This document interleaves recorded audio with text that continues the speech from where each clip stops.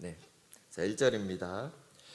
바사왕 고레스 원년에 여호와께서 예레미야의 입을 통하여 하신 말씀을 이루게 하시려고 바사왕 고레스의 마음을 감동시키심에 그가 온 나라에 공포도 하고 조서도 내려 이르되 바사왕 고레스는 말하노니 하늘의 하나님 여호와께서 세상 모든 나라를 내게 주셨고 나에게 명령하사 유다 예루살렘에 성전을 건축하라 하셨나니 이스라엘의 하나님은 참 신이시라. 너희 중에 그의 백성 된 자는 다 유다 예루살렘으로 올라가서 이스라엘의 하나님 여호와의 성전을 건축하라. 그는 예루살렘에 계신 하나님이시라. 어느 곳에 머물러 살든지 그곳 사람들이 마땅히 은과 금과 그 밖의 물건과 짐승으로 도와주고 그 외에도 예루살렘에 세울 하나님의 성전을 위하여 예물을 기쁘게 드릴지니라 하였더라. 이에 유다와 베냐민 족장들과 제사장들과 레위 사람들과 그 마음이 하나님께 감동을 받고 올라가서 예루살렘에 여호와의 성전을 건축하고자 하는 자가 다 일어나니 그 사면 사람들이 은그릇과 금과 물품들과 짐승과 보물로 돕고 그 외에도 예물을 기쁘게 드렸더라. 고레스 왕이 또 여호와의 성전 그릇을 꺼내니 옛적에 느부갓네살이 예루살렘에서 옮겨다가 자기 신들의 신당에 두었던 것이라. 바사왕 고레스가 창고지기 미드르닷에게 명령하여 그 그릇들을 꺼내어 세워서 유다 총독 세스바살에게 넘겨주니 그 수는 금 접시가 30개요 접시가 1000개요 칼이 29개요 그보다 못한 은대접이 410개요 그 밖에 그릇이 1000개이니 함께 있습니다. 금은 그릇이 모두 5400개라. 사로잡힌 자를 바벨론에서 예루살렘으로 데리고 갈 때 세스바살이 그 그릇들을 다 가지고 갔더라. 아멘. 네, 오늘은 하나님의 감동이라는 제목으로 말씀을 나누기 원합니다.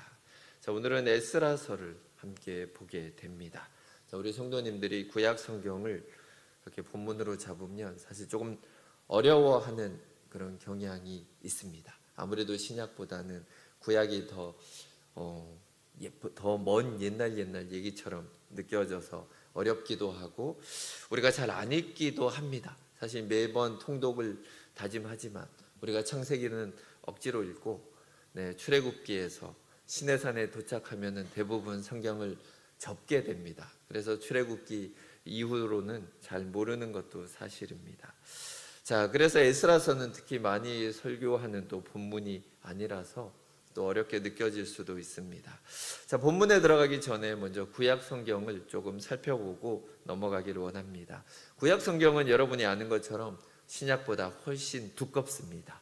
그래서 기록된 역사도 아주 길게 나열이 되어 있습니다. 그래서 구약 성경을 조금 시대별로 우리가 이해를 하고 읽으면 좀 더 도움이 됩니다. 구약 역사를 한 10가지 시대로 이렇게 볼 수 있는데 창조 시대, 족장 시대, 출애굽 시대, 정복 시대, 사사 시대, 통일 왕국 시대, 분열 왕국 시대, 포로 시대, 포로 귀환 시대, 침묵 시대 이렇게 한 10개로 좀 보시면 조금 이 구약 성경이 어느 시기 정도에 해당이 된다 이해를 하시면 좀 더 쉬울 수가 있습니다. 오늘 에스라서는 포로로 끌려갔다가 이제 돌아오는 포로 귀환 시대에 해당이 되는 그런 성경입니다. 바벨론 포로기가 이제 끝나고 오늘 우리가 본 것처럼 고레스 왕이 모든 포로들을 본국으로 돌아가라라는 고레스 칙령이라고 불리는 이런 명을 발표를 해서 원하는 사람들이 가나안 땅으로 돌아오는 내용을 살펴봅니다. 자, 와가지고 무엇을 했겠습니까? 아마 자기 집을 새로 짓고 논밭을 가꾸고 또한 성전을 짓는 것 이것을 위해서 돌아오게 됩니다. 자, 학자들은 이 포로 교환을 제2의 출애굽이라고 부르기도 합니다. 자, 출애굽하고 비슷하죠.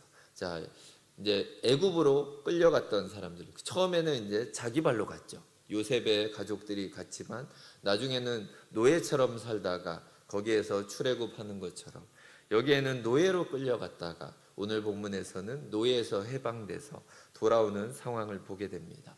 자, 그런데 출애굽 때와는 많이 차이가 있습니다. 출애굽기는 우리가 읽어보면 재밌는 것처럼 10가지 재앙이 막 나오고 수많은 기적이 나옵니다. 자, 여러 가지 기적들이 출애굽 시기에는 등장하지만 포로 귀환 때는 기적이 어떻게 보면 하나도 없다라는 것입니다. 출애굽은 구원에 대한 어떤 설명을 해주는 그런 상징들이 많이 있습니다. 홍해를 가르신 사건과 유월절 어린 양, 성막, 구름 기둥과 불 기둥, 만나 이런 것들이 결국은 구원에 대한 것을 우리에게 더욱더 깨닫게 하고 상징해주는 의미가 있습니다. 자, 그런데 포로 귀환은 이미 하나님의 백성이 된 사람들입니다. 이미 하나님의 자녀가 된 사람들이 지금 돌아오는 그런 상황을 기록하고 있다라는 것입니다. 자, 이들이 하나님을 잘 못 섬겨서 포로가 되었습니다. 우리 같으면은 그냥 내칠 것 같은데, 너네는 끝이다, 이혼이다, 이렇게 그냥 작별을 할 것 같은데 하나님과의 이 관계가 깨어지지 않았다라는 것입니다. 이들은 하나님을 버렸지만 하나님은 여전히 이들을 붙들고 계시고 하나님의 백성이라는 언약 관계가 여전히 지금 남아있다라는 것을 말해주는 성경입니다. 포로로 끌려간 사람들이 여전히 하나님을 믿고 있었고 하나님도 여전히 그들을 보면서 내 백성이다라고 부르고 계십니다. 자, 에스라서는 그래서 성도들의 신앙생활에서도 징계와 회복에 대한 내용이다라고 생각하면 좋을 것 같습니다. 하나님의 백성이 되었지만 때로는 범죄하게 되고 또 심판이 있게 되고 또한 회복이 반복되게 되는 것입니다. 자, 바벨론 포로에서 다시 돌아왔지만 이들은 또다시 로마의 속국으로, 로마의 식민지로 들어가게 됩니다. 그래서 이스라엘 사람들 사이에서는 선지자들이 얘기한 메시아가 언제 올까? 진짜 메시아가 오면 영원히 우리가 자유를 누릴 텐데, 이러면서 이들은 계속해서 더욱더 간절하게 메시아를 소망하며 나아가게 됩니다. 다윗의 자손인 메시아가 영원히 다스리게 되는 그 나라, 분명 그 나라가 올 텐데라고 기대하며 소망하면서 살게 된다라는 것입니다. 자, 하나님은 이스라엘이 생각하는 것처럼 정치적인 왕을 물론 보내지는 않으십니다. 메시아를 보내셔서 죄의 근본적인 문제를 해결하시고 하나님의 완전한 나라를 세우시는 것이 하나님의 뜻입니다. 그 방법은 우리는 이미 아는 것처럼 예수님의 대속과 부활과 승천, 그리고 성령님이 우리 안에 오심으로 배반하는 인간의 본성을 아예 새로운 마음으로 바꿔주시는 것입니다. 자, 그것을 포로 시대의 예언자인 에스겔은 이렇게 예언을 했습니다. 에스겔서 36장 24절에서 7절을 보시면, 내가 너희를 여러 나라 가운데에서 인도하여 내고 여러 민족 가운데에서 모아 데리고 고국 땅에 들어가서 맑은 물을 너희에게 뿌려서 너희로 정결하게 하되 곧 너희 모든 더러운 것에서와 모든 우상 숭배에서 너희를 정결하게 할 것이며, 또 새 영을 너희 속에 두고 새 마음을 너희에게 주되 너희 육신에서 굳은 마음을 제거하고 부드러운 마음을 줄 것이며, 또 내 영을 너희 속에 두어 너희로 내 율례를 행하게 하리니 너희가 내 규례를 지켜 행할지라. 자, 하나님은 우리를 주님의 피로 깨끗하게 하시고 성령을 주시고 우리가 하나님의 법을 잘 따를 수 있도록, 지킬 수 있도록 돕겠다라고 말씀을 하십니다.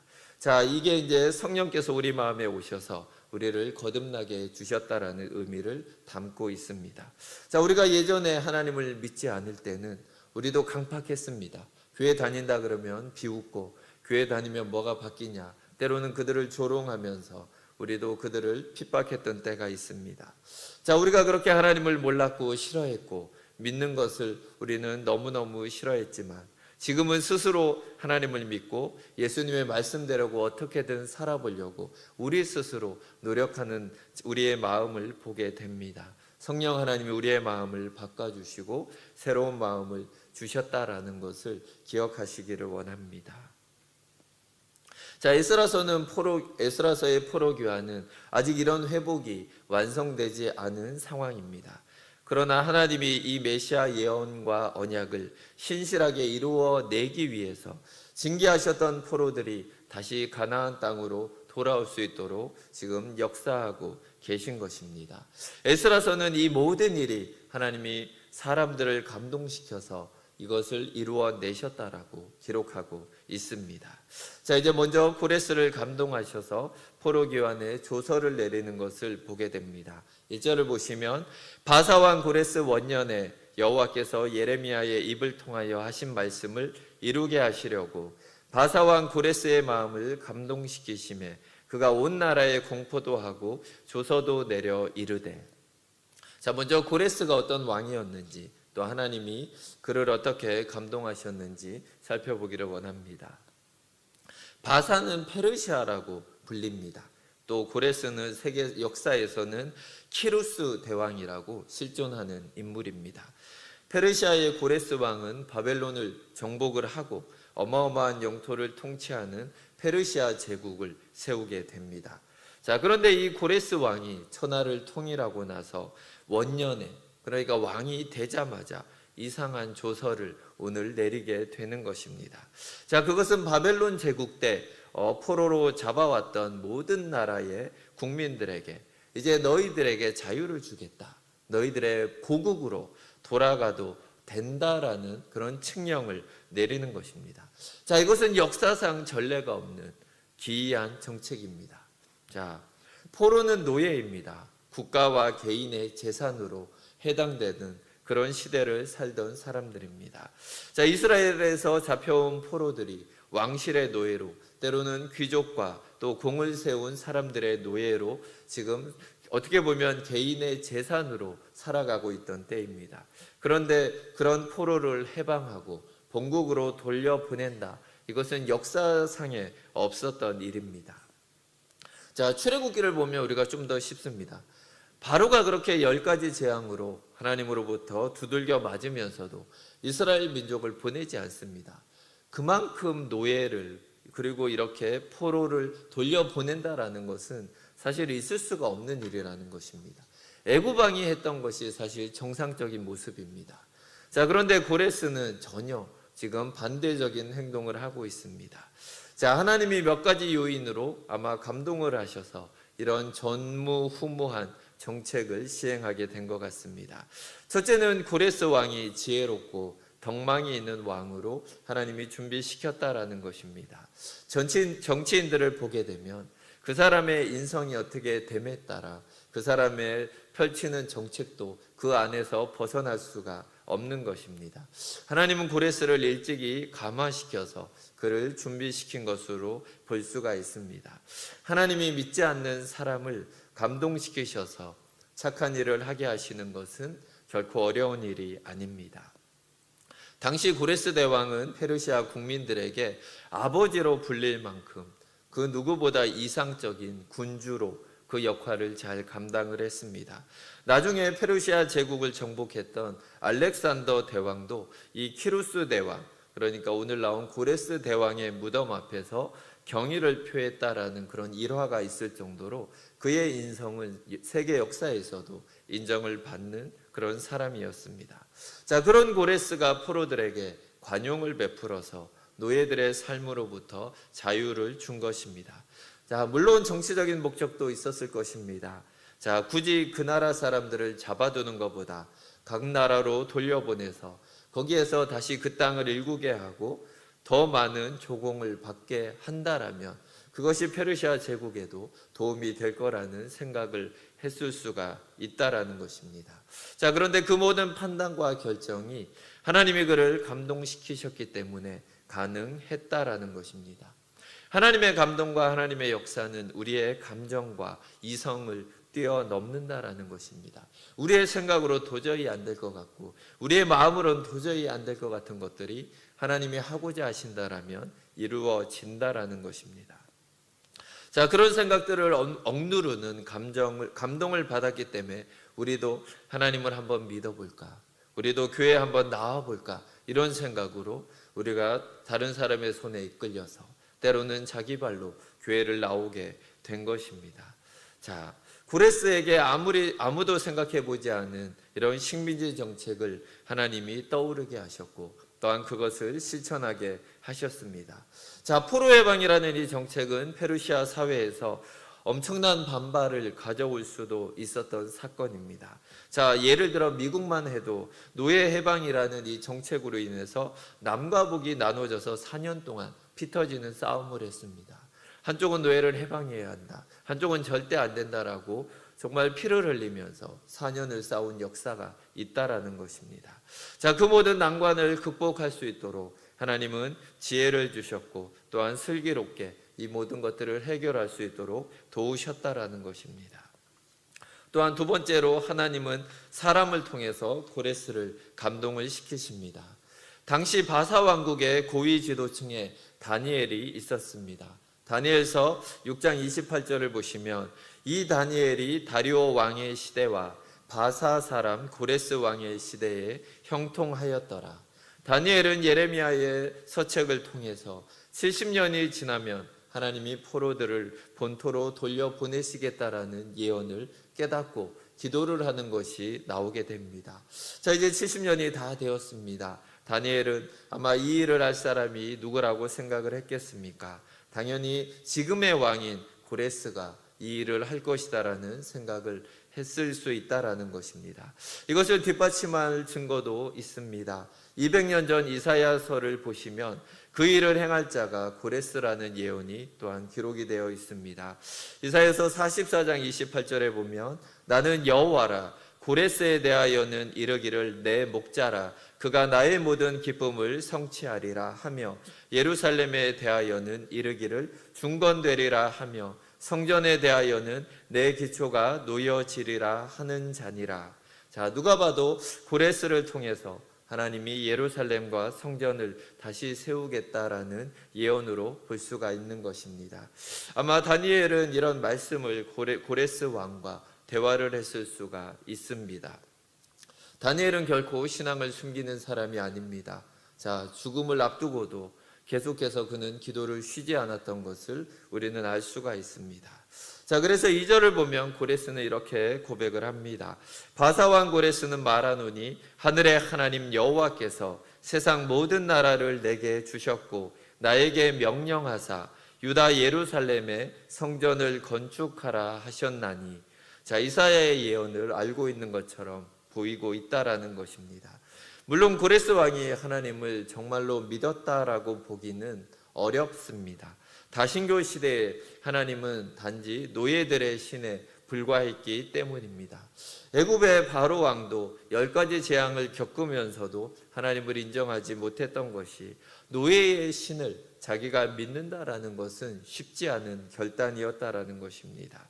자, 이렇게 하나님은 사람을 통해서 감동을 시킬 뿐 아니라 또한 기록된 말씀을 통해서도 사람을 감동시키신다라는 것을 우리는 보게 됩니다. 자, 우리도 말씀을 더욱더 사모할 필요가 있습니다. 말씀 속에서 주님이 주시는 은혜와 감동을 우리가 누릴 필요가 있다라는 것입니다. 자, 어떤 사람들은 포로 기환이 이스라엘을 위한 하나님의 특별한 역사가 아니고 그냥 우연한 것이 아니냐라고 보는 사람들도 있습니다. 고레스 왕이 모든 나라에 대해서 보편적으로 했던 정책이 아니냐라고 반박을 하는 사람들도 있습니다. 고레스 왕이 다른 나라 포로들을 해방시킨 게 단지 고레스에게서 나온 정책이었을까 생각해 볼 필요가 있습니다. 이스라엘뿐 아니라 바벨론에 사로잡힌 여러 나라들의 포로 귀환도 하나님이 이미 예언했다라는 것을 우리는 성경 가운데 보게 됩니다. 이스라엘 멸망 당시 바벨론 제국이 팔레스타인 전 지역을 다 점령을 합니다. 그래서 예레미야 48장을 보시면 장차 애굽과 모압과 암몬과 엘람과 애굽과 같은 나라들도 그들의 악행으로 말미암아 바벨론에게 멸망을 당할 거다라는 예언이 기록이 되어 있습니다. 그리고 멸망 뒤에 이 멸망에 대한 예언 뒤에는 이렇게 덧붙여 주십니다. 그 후에 내가 암몬 자손의 포로를 돌아가게 하리라. 내가 마지막 날에 모압의 포로를 돌려보내리라. 내가 엘람의 포로를 돌아가게 하리라. 애굽 땅에 이전같이 사람 살 곳이 되리라. 하나님은 분명 이 모든 나라의 멸망을 예언하셨지만 또한 그들의 회복 또한 예언하고 있다라는 것입니다. 고레스 왕의 모든 포로를 돌려보내게 된 것도 고레스 왕의 머리에서 나온 것이 아니라 하나님의 계획의 일부분이다라는 것을 우리가 기억할 수가 있습니다. 하나님이 이렇게 역사를 주관하고 계시다라는 것을 우리는 기억해야 하는 것입니다. 그 하나님이 우리와 함께 하시며 또한 우리의 인생을 이끌어 가신다라는 것이 가장 중요한 것입니다. 자, 4절과 6절부터는 귀한 자들과 또한 그들을 돕는 사람들을 하나님이 감동시킨 내용을 보게 됩니다. 5절을 보시면 이에 유다와 베냐민 족장들과 제사장들과 레위 사람들과 그 마음이 하나님께 감동을 받고 올라가서 예루살렘에 여호와의 성전을 건축하고자 하는 자가 다 일어나니, 자, 조서를 내리자마자 바벨론을 떠나 예루살렘으로 성전을 건축하자는 사람들이 나타났다라는 것입니다. 사람들이 갑자기 으쌰으쌰 하면서 우리가 돌아가겠다, 나도 가겠다 하면서 나서기 시작했다라는 것입니다. 우리는 이것이 다른 나라의 일이니까, 이스라엘의 일이니까 뭐 그럴 수도 있겠지 이렇게 생각하기 쉽습니다. 자, 그러나 예루살렘 귀국을 결심한 사람들은 이미 70년 전에 고국을 떠난 사람들, 아니면 대부분 바벨론에서 태어난 사람들입니다. 자, 이미 이들에게 바벨론은 자기들의 고향입니다. 바벨론은 최고의 문명 사회였지만 돌아갈 예루살렘은 불에 탄 폐허밖에 없습니다. 자, 무법천지이고 치아는 그 누구도 이게 보장할 수 없는 그런 곳으로 내가 가족을 데리고 돌아간다라는 것, 내 자녀들을 그곳으로 돌아가서 키운다라는 것, 정말 교육이나 이런 게 전혀 보장받지 못하는 곳으로 가겠다라는 결정은 결코 쉬운 것이 아니다라는 것입니다. 자, 우리 같으면은 미국에서 정착해서 잘 살고 있는데 6.25 전쟁이 끝나고 우리나라로 돌아갈 사람들 돌아와라 이렇게 얘기하는 것과 비슷합니다. 거기로 내가 뭐 하러 가나? 이제 미국에서 좀 자리 잡았는데, 그 정도로 어려운 상황이라는 것입니다. 그 어려운 상황 속에서 이들이 하나님을 위해서 돌아가겠다라고 결단하고 나오는 것입니다. 하나님이 이들을 감동시켰기 때문에 이들이 귀국을 선택한 것입니다. 하나님을 섬기는 일은 받은 복도 많지만 또한 만만치 않은 희생이 필요한 것입니다. 특히 성전을 건축하는 일, 하나님의 나라를 세워가는 일은 때로는 큰 희생을 치러야 하는 일들이 생깁니다. 그래서 하나님의 감동이 없으면 우리가 걸어갈 수가 없는 길입니다. 개척교회에서 신앙생활을 하면서 주님의 교회를 세우는 것은 하나님의 특별한 감동이 없으면 할 수가 없습니다. 요즘은 특히 편한 신앙생활을 하고 싶어 합니다. 그냥 편하게 믿다가 그냥 하나님 나라에 갔으면 좋겠다, 이런 분위기가 또한 이 나라에 또 퍼지고 있는 것입니다. 귀환 명령이 떨어졌을 때 바벨론에 주저앉은 사람들이 훨씬 더 많았습니다. 돌아간 사람들은 사실 정말 그렇게 많은 수에 해당되지 않는다라는 것입니다. 공직자들은 당연히 귀국이 더 어려웠을 것입니다. 느헤미야서를 보면 느헤미야가 2차 귀환을 하려고 할 때 왕에게 허락을 받아야만 돌아갈 수 있는 상황이었습니다. 또한 일반인들도 이런저런 이유로 돌아가는 것을 포기했다라는 것입니다. 하나님의 감동을 받고 성전을 세우기 위해서 고국으로 돌아간 사람들의 고충은 뒷부분에 보면 나오게 됩니다. 생각했던 것과 동일하게 어려움과 순환을 이들은 겪게 됩니다. 자, 그렇다면 돌아가지 않고 바벨론에 남은 사람들은 그들의 생각대로 형통하게 살았을까요? 에스더서를 보시면 바벨론에 남아있는 사람들의 이야기를 기록합니다. 모르드게와 에스더가 유대인인 것을 숨기면서 살아갑니다. 그러다가 하만이라는 사람이 유대인을 싹쓸이로 죽여버리겠다라고 지금 선포를 하고, 거기에서 간절한 마음으로 금식하며 기도하면서 겨우 죽을 위기를 모면하는 것, 이것이 남아있는 사람들의 또한 현실이라는 것을 우리는 기억해야 합니다. 자, 이후로도 이들은 여전히 타향에서 이방인으로만 살아갈 수밖에 없었다라는 것을 우리는 알게 됩니다. 자, 우리의 마음을 하나님이 감동시키실 때, 또한 하나님을 섬기는 일이라고 생각될 때 무엇보다 하나님께 순종하는 성도님들이 되시길 바랍니다. 결코 손해보는 일은 없습니다. 하나님이 갚아주시고 하나님이 책임져 주십니다. 평생 살아온 방식을 버리고 하나님께 헌신하는 결단을 하고 돌아온 자들의 이름을 하나님은 2장에서 하나하나 기록해서 성경으로 영원히 기념이 되게 하셨습니다. 하나님의 뜻을 이루는 일, 교회를 섬기는 일, 또한 내 신앙을 바르고 강하게 하는 일이라면 하나님이 감동을 주실 때 우리가 믿고 순종하는 성도님들이 되시길 축원드립니다. 하나님은 귀환을 결심한 성도들을 돕도록 사람들에게 또한 감동을 주십니다. 당시 이스라엘의 포로 사회는 다니엘과 모르드게와 같이 정치적으로 성공한 사람들도 있었지만 대부분은 그렇지가 않았습니다. 귀환을 허락하는 조서가 내려졌지만 사람들은 여전히 노예 같은 신분으로 살고 있었을 것입니다. 노예들에게 무슨 재산이 있었겠습니까? 바벨론에서 예루살렘까지 1500km가 넘는 먼 길을 걸어가야 합니다. 최소한 2달 정도의 여행을 이들은 해야 됩니다. 여행 경비도 필요했고 가나안 땅에 와서 정착해야 되는 비용도 필요했다라는 것입니다. 자, 그래서 이 모든 돈을 이들이 어디에서 구할 수가 있었겠습니까? 고레스가 조서를 내릴 때 그 안에 이 항목도 포함이 되어 있습니다. 4절을 보시면 그 남아있는 백성이 어느 곳에 머물러 살든지 그곳 사람들이 마땅히 은과 금과 그 밖의 물건과 짐승으로 도와주고 그 외에도 예루살렘에 세울 하나님의 성전을 위하여 예물을 기쁘게 드릴지니라 하였더라. 자, 주인들이나 마을 사람들이 본국으로 돌아가는 사람들에게 재물을 주라고, 자기들의 종들에게 재물을 나누어 주라고 명령을 하고 있는 것입니다. 그냥 종들을 내보내는 것만 해도 손해를 보는 것 같은데 그들에게 돈까지 줘서 내보내라라고 지금 말하고 있는 것입니다. 또한 성전을 건축할 수 있는 헌금도 좀 줘가지고 그들을 내어 보내라고 지금 말씀을 하고 있는 것입니다. 자, 물론 그동안 노예들이 수고한 대가로 이들에게 돈을 줘서 보낸다고 생각하면 좋을 것입니다.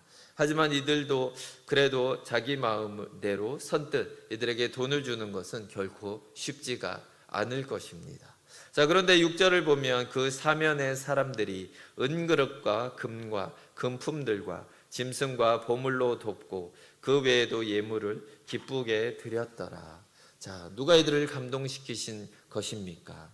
이들을 하나님이 감동하셔서 하나님이 이들에게 기쁘게 이런 것들을 나눠줄 수 있도록 그동안 수고한 대가를 또한 이들이 돌아가서 성전을 세우며 정착할 수 있도록 하나님이 모두 도우셨다라는 것을 우리는 기억할 수가 있습니다. 똑같은 사건이 출애굽 때도 있었습니다. 300년 노예 생활을 하던 이스라엘 자손들이 빈손으로 나오지 않게 하나님은 그들을 돌보십니다. 애굽 사람들로부터 은금과 폐물들을 구하는 대로 다 받아서 나왔다라고 성경은 기록합니다. 자, 때로는 우리가 수고해 놓고 당장은 얻지 못한다고 실망하는 성도님들을 보게 됩니다. 하지만 하나님은 우리가 수고한 것을 결코 잊어버리지 않으십니다. 때가 되면 우리가 얻지 못한 것, 우리가 받지 못한 것을 하나님의 방법으로 우리 가운데 채워주신다라는 것을 기억하기를 원합니다. 그 대가가 다른 무엇으로 누구를 감동해서라도 하나님은 받을 수 있게 해주시는 그런 하나님이라는 것을 우리가 기억하기를 원합니다. 개인은 그렇게 귀환을 준비했다고 하지만 성전 건축은 막대한 비용이 들어갑니다. 그에 대해서 하나님은 고레스의 마음을 감동하셔서 바벨론 왕이 약탈했던 성전의 보물들을 다 되돌려 주라고 또다시 명령을 내립니다. 우리가 하나님의 일을 위해서 마음을 일으키면 하나님이 도와주심을 항상 믿고 또한 그렇게 하나님을 섬기시는 우리 성도님들이 되시기를 주의 이름으로 축원드립니다. 에스라서에서 우리는 예수님의 대속을 통한 완전한 구원을 이루기 위해서 신실하게 하나님의 계획대로 일하시는 하나님의 그 손길을 보게 됩니다. 하나님이 감동시키셔서 장래를 다 하나님께 맡기고 떠났던 이 사람들처럼 우리도 이미 믿음의 길을 함께 떠난 사람들입니다.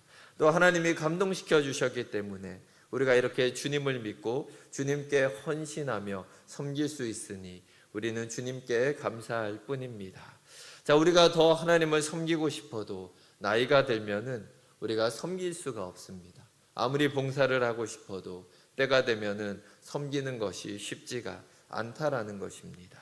자, 그래서 우리도 나이가 들면 노년기의 신앙은 내가 뭘 더 섬길까 보다는 내가 하나님 앞에 또한 다른 성도들 앞에 어떤 사람이 될까에 더 신경을 쓰고 그렇게 신앙생활을 해야 합니다. 하나님과 사람 앞에서 내가 어떤 신앙의 사람이 될 것인지 이것을 더 생각하며 기쁨으로 주님을 따르는 우리 성도님들이 되시길 주의 이름으로 축원드립니다. 함께 기도하시겠습니다. 하나님 아버지 감사합니다. 오늘도 에스라 말씀을 통해서 정말 이 세계를 움직이시는 하나님의 손길을 보게 됩니다. 내가 열심히 해서 하나님을 믿은 것 같고 내가 열심히 해서 교회를 섬긴 것 같지만 하나님 우리에게 감동을 주셨고 하나님 우리를 돌봐주셨기 때문에 우리가 이렇게 신앙생활을 할 수 있고 우리가 주님을 부인하지 않고 지금도 하나님을 사랑하며 하나님의 자녀로 살아갈 수 있는 것을 고백합니다. 정말 하나님의 이 복을 우리가 매일같이 누리기 원합니다. 우리가 행한 것에 대한 보상을 받는 것을 때로는 우리가 미루기를 원합니다. 그것 때문에 억울해하지 않고 모든 것을 알고 계시고 기억하시는 하나님 아버지 앞에 맡기기 원합니다. 하나님은 모든 걸 알고 계시고 반드시 우리에게 갚아주시는 분임을 기억하기 원합니다. 우리 성도님들이 정말 주님이 부르시는 그날까지 더욱더 열심히 하나님을 섬기며 또한 이웃을 사랑하며 하나님의 나라와 하나님의 의를 이루는 성도님들이 되게 하여 주시옵소서. 감사드리며 주 예수 그리스도 이름으로 기도드립니다. 아멘.